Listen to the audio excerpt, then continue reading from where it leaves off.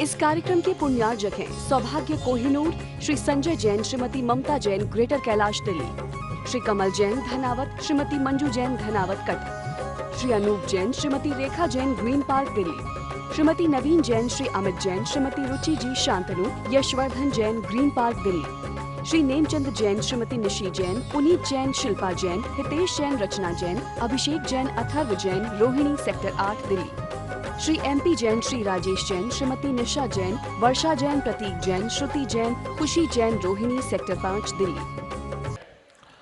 महानुभावों, आपने कई बार सुना होगा, कई बार पढ़ा होगा, एक पंक्ति आती है, संगत से गुण उपजे, संगत से गुण जाए। कि संगति से गुण भी उत्पन्न होते हैं और संगति से गुण भी नाश हो जाते हैं और दुर्गुण की प्राप्ति हो जाती है।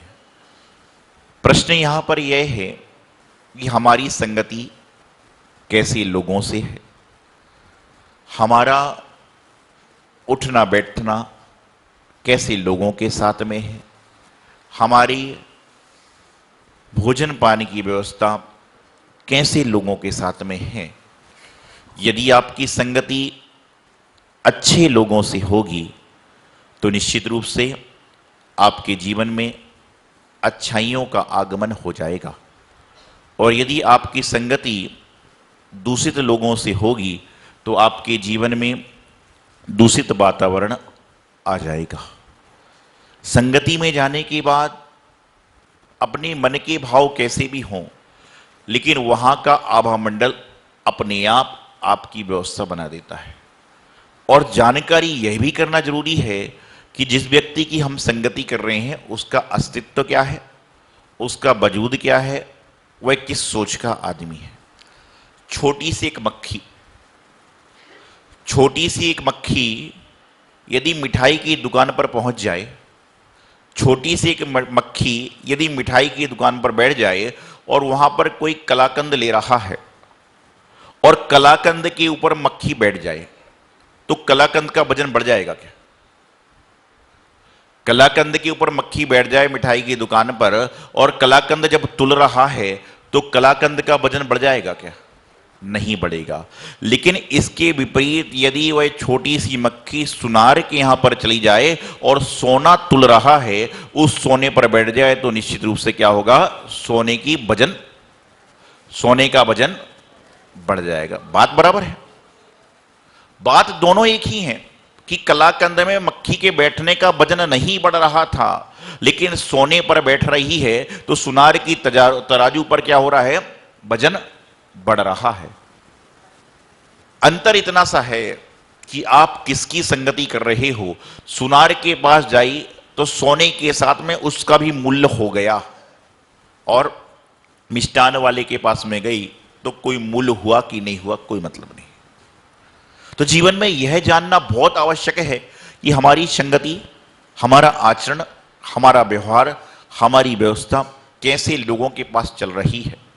आप मंदिर के आसपास रहोगे, आप चाहो ना चाहो आपके कान में धार्मिक उपदेश पहुंच ही जाएंगे, और आप बीच बाजार में रहोगे, आप चाहो ना चाहो वहां पर सुबह शाम से आपको आवाज आएंगी, ये ले लो, वो ले लो। जब रेडी वाले चलते ना, कई बार हम लोग आहार करते हैं घरों में, तो नीचे से आवाज भी आ जाती है, आलू ले लो, टमाटर ले लो। भैया वो तो निकलेगा ना, रास्ता तो निकलेगा।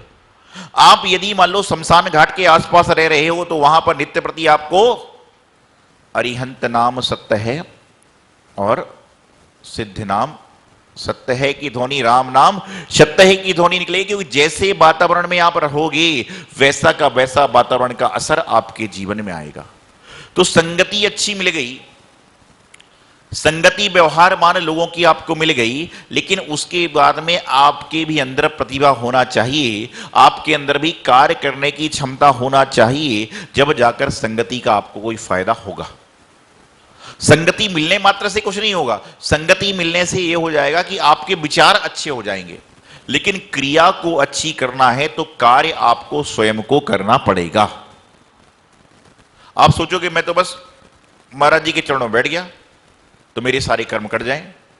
यदि मात्र महाराज जी के पास बैठने से, भगवान के पास में बैठने से सारे कर्म कट जाते तो संसार में जो 1000-1200 दिगंबर संत मिल रहे वो नहीं मिलते। वो तो भगवान के पास में 24 घंटे बैठ जाते, आहार जल त्याग करके बैठ जाते। कर्म काटने के लिए आपको पुरुषार्थ करना पड़ेगा। संगति से आपको रास्ता मिल सकता है, संगति से आपको व्यवस्था मिल जाएगी, लेकिन संगति का असर आपको दिखेगा भी। लेकिन संगति को अपने जीवन में उच्चारण करने के लिए, आचरित करने के लिए, आचरित करने के लिए पुरुषार्थ करके कर्म को काटना पड़ेगा। एक बार एक नगर सेठ ने अपनी बेटी की शादी पास के जमींदार के यहां पर कर दी। जमींदार काफी पैसे वाला था और कुछ समय बाद जमींदार का निधन हो गया, स्वर्गवास हो गया। उनका जो जवाई था सेठ का, वह जुआ खेलता था, शराब पीता था, अन्य सारे व्यसन करता था। तो जमींदार के जाने के बाद धीरे धीरे उसकी सारी संपत्ति समाप्त हो गई। तो सेठ की पत्नी ने सोचा कि हमारा जवाई है, इसकी कुछ मदद करना चाहिए। उन्होंने 1 बार मदद करी, 2 बार मदद करी, 3 बार मदद करी, लेकिन वह वापिस खेल कूद के समाप्त कर देता। सास सेठ यानी कि अपने सेठ से कहती कि बोले आपके पास इतनी सारी संपदा है, कुछ दे दो तो क्या फर्क पड़ता है। तो सेठ बार बार कहता तेरे कहने से कितने बार दे चुका हूं, लेकिन वह तो ऐसा आदमी है कि वह कुछ भी नहीं करेगा, सारा का सारा समाप्त कर देगा। एक बार सेठ परदेश गए दौरे के लिए और उसी समय जवाई का घर पर आना हुआ। सेठानी ने सोचा कि मैं सेठ जी से मांगती हूं तो देते तो नहीं है, तो मैं दे देती हूं। और उसको लगा कि मैं यदि अपने जवाई को दूंगी तो हो सकता है कि रास्ते में जुआ खेल जाए। तो उन्होंने क्या युक्ति करी कि एक घर में जो लड्डू बंधे थे, मोतीचूर के लड्डू बने थे, हर लड्डू में उन्होंने 1-1 सोने की गिन्नी डाल दी।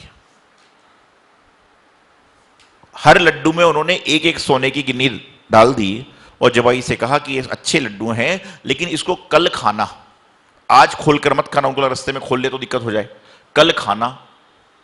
जवाई लड्डू लेकर चला। सोचा पता नहीं बुद्धि क्या भ्रष्ट हो गई मेरी सास की, इससे अच्छा 500 रुपए देती, लड्डू में घर में ही खरीद के ले जाता। अब यहां से लड्डू लेकर चलो और लड्डू का वजन लेकर चलो। रास्ते में उसको हलवाई की दुकान पड़ी, मिष्ठानी की दुकान पड़ी। उसने कहा ये लड्डू बहुत सुंदर से हैं, इसको आप ले लो। वो बोला मैं तो 50 रुपए दे पाऊंगा। अरे बोले आप तो 40 दे दो, लेकिन ले लो। उसने तो पता नहीं क्या है, लड्डू दे दिए, चलो 40 तो आए, 40 से मैं भी रास्ते में कुछ जुआ खेल जाऊंगा, 400 कमा के घर ले जाऊंगा, लड्डू फिर खरीद लूंगा। और उसने 40 रुपए लिए और चल पड़ा।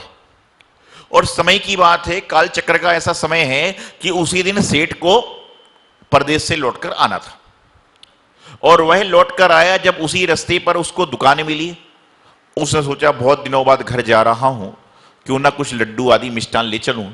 उसने कहा कि लड्डू चाहिए, तो दुकानदार ने तो क्या किया, डिब्बा बदल दिया था। होता ना आजकल माल कहीं से लाते हैं और पैकिंग बदल दी जाती है। तो उसने 2 किलो लड्डू वही वाले तोल दिए और लड्डू लेकर जैसे ही घर पहुंचा, सेठानी बोले आज क्या क्या लेकर आए हो।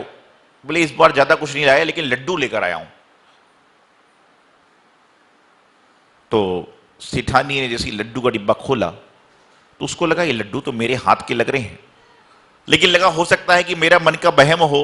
उसने लड्डू को ले लिए और लड्डू को भोजन के समय सेठ को परोसे, खुद खाए और बच्चों को जो परोस रही थी। तो उस समय जैसे ही सेठ ने लड्डू खोला, बोले गिन्नी निकली। अरे बोले वाह कमाल हो गया, और लड्डू में गिन्नी निकली। उसने एक एक करके सारे लड्डू खोले, सारे लड्डू में गिन्नी निकलने लग गई। तो उसने सेठानी से कहा बताओ आज क्या बात है, लड्डू में गिन्नी निकल रही है। लेकिन मैं ऐसा गलत कारण नहीं करूंगा, मैं तो दुकानदार के पास वापिस जाऊंगा। तो इतने में सेठानी बोली माफ करना, ये गिन्नी आपकी ही। बोले माफ करिएगा, ये गिन्नी आपकी है। बोले मतलब, बोले मेरे मन में आया कि जवाई कुछ करता नहीं धरता नहीं, तो उसके लिए अपनी बच्ची के लिए गिन्नी पहुंचा दूं।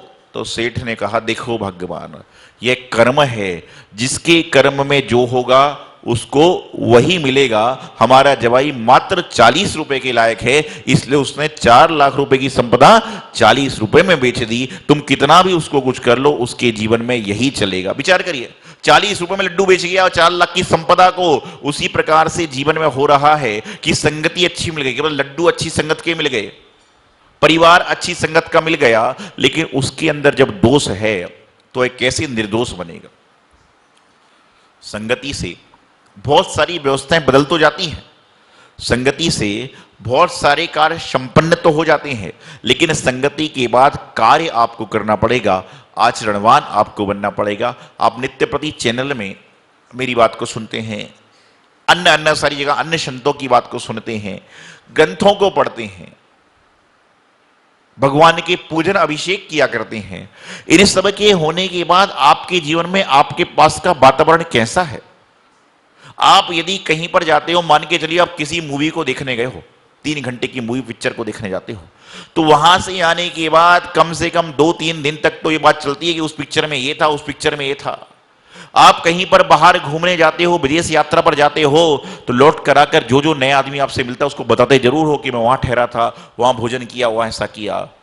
लेकिन जब आप 3 घंटे मंदिर में लगाकर जा रहे हो, उसके बाद घर जाकर आप कितने लोगों को बोलते हो कि आज भक्तामृत विधान में बैठा या भक्तामृत विधान में गया, गुरु दर्शन किए, भगवान जी के दर्शन किए, अभिषेक किया, आहार दिया, तो मुझे आत्मिक शांति मिली।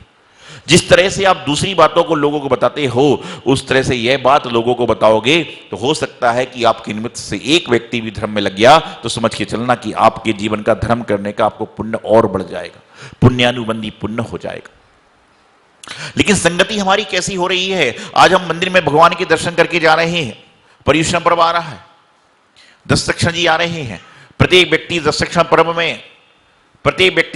पर्व में व्रत परिवार में मंदिर में जहां 3 घंटे लगाता था वहां 5-5 घंटे लगाएगा, संध्या काल में जहां आधे घंटे लगाता था वहां 3-3, 4-4 घंटे लगाएगा। लेकिन मैं आपसे इतना बताना चाहता हूं, आपको इतना समझाना चाहता हूं कि मंदिर में 5 घंटे की जगह 4.5 घंटे लगा देना, लेकिन घर पे जब भोजन करने जाओ और बाई चांस कहीं भोजन ना बना हो तो आग बबूला मत होना, गुस्से मत आना, नहीं तो पता चले तुमने 5 घंटे धर्म किया तो बहू पोते सोचेंगे बड़ा क्या धर्म कर रही। मंदिर से जाने के बाद तो आपको यदि कोई क्रोध भी कर रहा है तो उससे कहना उत्तम क्षमा, मैं अपनी गलती स्वीकारता हूं, तो सामने वाला सोचेगा कि मंदिर में कुछ करके आया है, मंदिर में कुछ समझ के आया है, मंदिर की कुछ व्यवस्थाओं को देख कर आया है, तो जीवन का कल्याण होगा। लेकिन आज मंदिर में मां के ऊपर बिंदी है, दी है और रा है। यदि हम लोग इसको दी की पीछे की रेफ हटा दें तो क्या बचता है? मंदर, मन दर। और जब आधे अक्षर को लिखा जाता है तो ना को लिख के रकार लगा देते हैं पीछे, व्याकरण वाले पढ़िएगा। तो मंदर जब हो जाता है तो क्या होता है? मन दर। दर किसे कहते हैं? दर किसे कहते हैं? रेट को। बाजार में बोलते हैं सब्जी की दर बढ़ गई, सोने के दर बढ़ गए, तो ये क्या है? मंदर की, जहां पर आने के बाद मन की दर जो है एकदम स्थिर हो जाती है, एकदम समाप्त हो जाती है, बिल्कुल लेवल पर आ जाती है, उसको कहते हैं मंदिर। कि जहां पर मन की पूरी स्थिति बन जाती है उसको नाम है मंदिर। और उसके अंदर में हम प्रवेश करते हैं तो मन की जहां पर स्थिरता हो जाए, मन में जहां पर हलन चलन समाप्त हो जाए, मन की जहां पर दर एकदम स्थिर हो जाए। आप घंटा बजाते हो, कभी प्रसंग बलेगा तो बताऊंगा मंदिर की सारी क्रियाओं को। अब मंदिर में जब सबसे पहले आते हो घंटा बजाते हो, घंटा बजता है तो सबसे पहले घंटा बजाने का प्रतीक क्या है? कि आपके मन की जो दरें हैं वो एकाग्र हो जाएं, आपके मन के जो विचार हैं वो एकाग्र हो जाएं। इसलिए तो मंदिर में घंटे को गेट पर लगाया गया, नहीं तो चाहते तो मंदिर को घंटे को मारने के पास लगा सकते थे, कि वहां पर जैसे ही आदमी के मन में कुल इधर उधर के विचार चल रहे हैं, उन सब विचारों को दूर करने के लिए घंटा बजाया जाता है। और जैसे ही घंटा बजता है उस समय इंसान की सारी मस्तिष्क की जो नसें हैं वो एक्टिव हो जाती हैं। और यदि घंटे बजने के बाद, गुरु की वाणी को सुनने के बाद, सत्संग में आने के बाद यदि आपके जीवन में अमूल चमूल परिवर्तन नहीं हो रहा है तो आप मात्र समझ के चलिए कि हम दिखावा कर रहे हैं और कुछ नहीं कर रहे। स्कूल में आप एक बार जाते हो, साल में 365 दिन जाते हो, तो अगले साल आप दूसरी क्लास में पहुंच जाते हो। कॉलेज में आप पढ़ने जाते हो, 8 महीने के बाद में अगले साल दूसरे सेक्शन में पहुंच जाते हो और यहां पर मंदिर में सालों से आने के बाद, हजारों किलो चावल चढ़ाने के बाद, हजारों किलो गोले चढ़ाने के बाद भी आपके मन की दर वहीं की वहीं है जहां 10 साल पहले थी। आपके मन के भाव वहीं के वहीं है जब 25 साल पहले थे। तो आप 25 साल से मंदिर में क्या कर रहे हो? मात्र इस थाली का उस थाली में।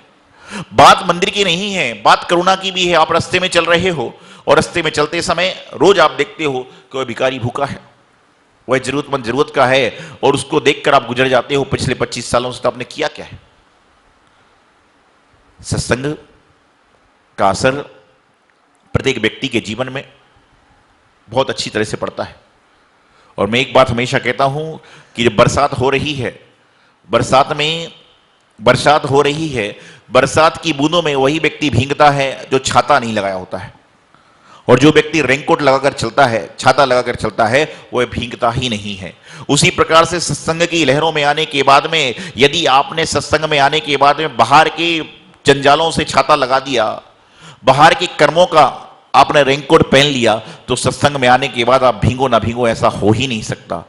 सत्संग में आने के बाद आपके जीवन का कल्याण होवे ना होवे ऐसा हो ही नहीं सकता। सत्संग में आने के बाद आपके जीवन की दिशा और दिशा ना बदले ऐसा हो ही नहीं सकता। अंतर इतना है कि आपको कर्म करना पड़ेगा, नहीं तो उस जवाई जैसी स्थिति बन जाएगी। कुछ भी देते जाओ, कुछ भी देते जाओ, लेकिन उसकी किस्मत में ही नहीं, उसको कार्य करने की क्षमता नहीं, आलस्य है, तो क्या होगा?